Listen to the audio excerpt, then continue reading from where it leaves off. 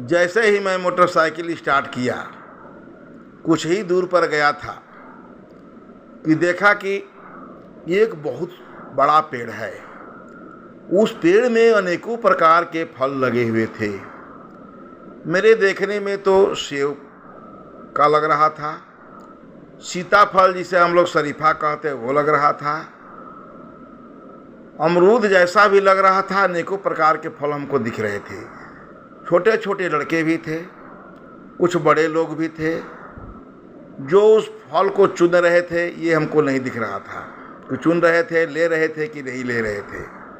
मैंने भी एक फल उठाया, लेकिन सड़ा हुआ जान करके मैंने उसे फेंक दिया। जैसे ही पुनः किसी लड़के को उसकी डाली पर से तोड़ते हुए, किसी फल को तोड़ते हुए जब मैं देखा, तो मैंने भी अपने हाथ में एक फल को लपाक से तोड़ लिया, जो कि लगभग सेव जैसा प्रतीत हो रहा था। हाथ में लेते ही सचमुच में वह सेव ही था। मैंने उसे चख लिया। जैसे ही उसे चखा, कुछ दूरी पर बहुत से लोग थे, वही 25 या 30 वर्ष के लोग रहे होंगे। वो जान गए कि मैं कोई अजनबी हूँ और पेड़ पर हाथ लगाया हूँ।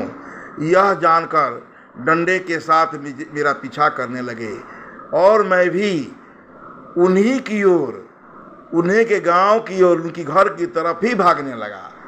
न कि उनके विपरीत भागा, उन्हीं की तरफ भागने लगा जिधर से वो आए थे।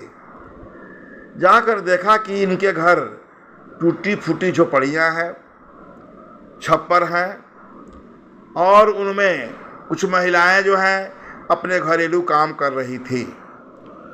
2 महिलाएं, एक माँ बेटी जैसे लग रही थी, एक कुछ वयोवृद्ध थी, एक लड़की थी। उन्होंने मुझसे कहा कि आपने बहुत बड़ा गलती किया है। मैंने उनसे पूछा कौन सा गलती? तो उन्होंने कहा कि उस पेड़ पर आपने जो फल तोड़ दिया है वो नहीं तोड़ना चाहिए था। न जाना कि किस बाबा का नाम ले रही थी, उन्हीं का वह वृक्ष है। कोई उनके फल को नहीं तोड़ता।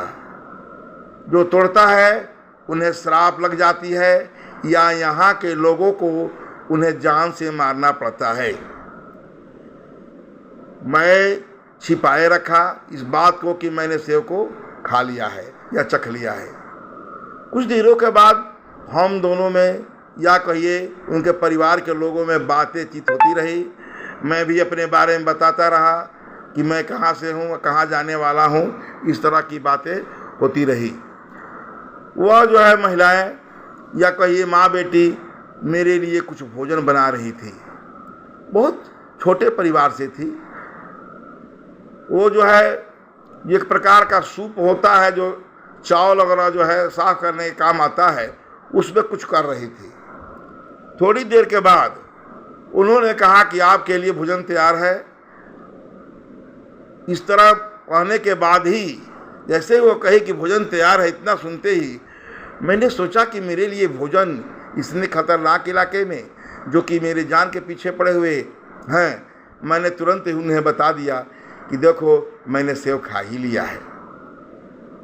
इतने पर उनके घर वाले, उनके आस पड़ोस के लोग फिर डंडा से मैंने मारने की मुझे कोशिश किए, किंतु वो माँ बेटी कहिए या दोनों महिलाएं मुझे बचाई, और उन्होंने एक प्रकार का एक मीठा भोजन, जैसे हम हलवा कहते हैं, मुझे खाने के लिए दिया।